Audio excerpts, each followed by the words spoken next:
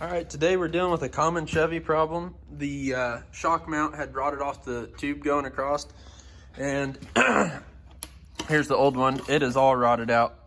It is not worth trying to refasten to. So what we're gonna do here, we've cut it out, and it measures 2 3/4 of an inch. Well, I got a piece of 2 3/4 quarter inch wall, Schedule 80 steel pipe. We're gonna sleeve it through here, run it across, weld it on the outside, weld it on the inside, and then remount we'll make a new mount for the shocks, and we got new shocks to put on it. We'll make a new mount and get it up there and get it done.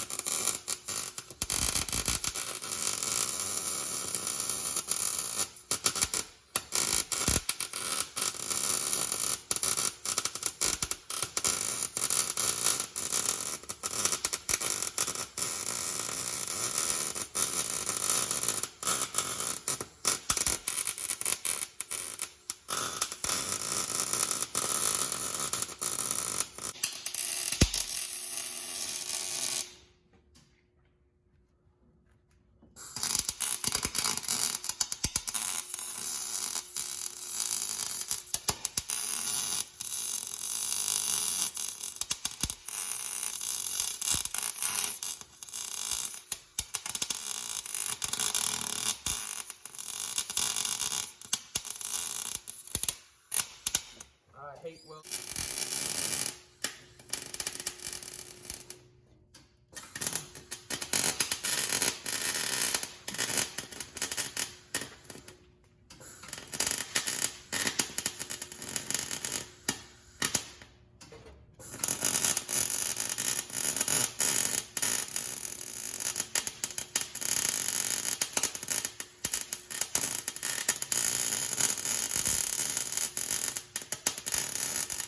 And looking as good as we can for welding to rust, but it's getting there. I still got the outsides to do and a little bit more filling on the other side, but it's definitely getting better.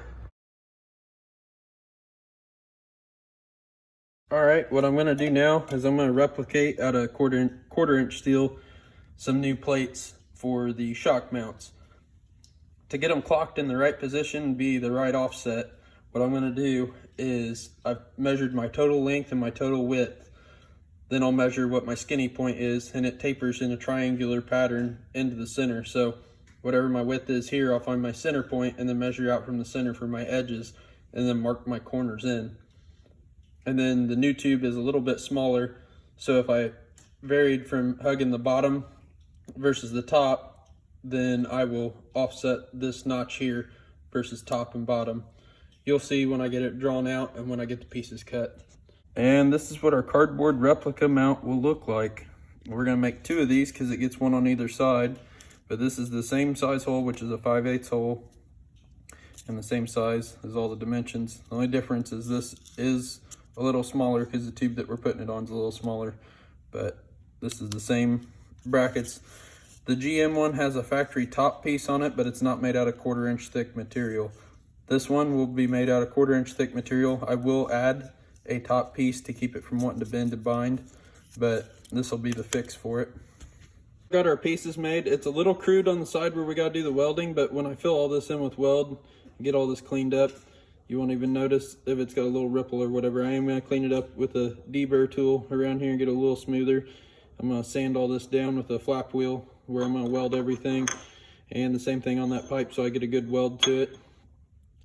So when we got new metal to new metal, I try to get it as clean as possible. When it's old, nasty, rusty stuff, it don't really matter. But we'll get this welded on there and get our plate in. You guys can see how it looks when we get it done. Well, we got the mounts in. Now we're gonna lower the truck down and put the shocks on and get it done.